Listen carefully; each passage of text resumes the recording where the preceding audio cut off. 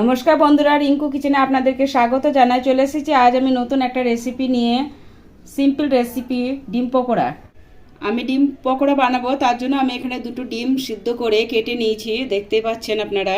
ডিম পকোড়ার জন্য আমি ব্যাটার বানাবো, তার জন্য বেসন দিয়ে দিব, হলুদ গুঁড়ো দিব,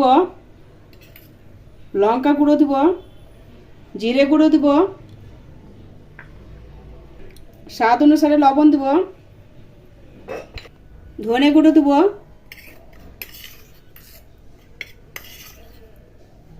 এক চামচ কর্নফ্লাওয়ার দেব, ভালোভাবে মিশিয়ে নেব।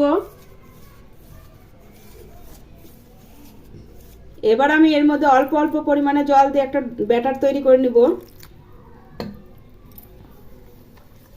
বেসনটাকে ভালোভাবে ফেটিয়ে নিতে হবে।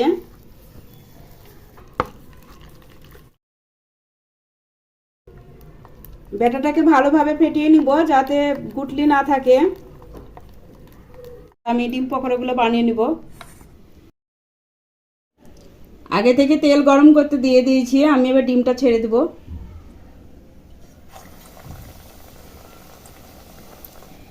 এরকমভাবে ডিম পকোড়াগুলো বানিয়ে নিব।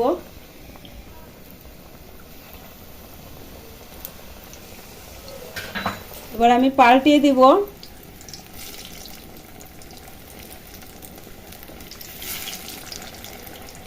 এই দেখুন ডিম পকোড়াগুলো ভাজা হয়ে গেছে, এবার আমি তুলে নিব।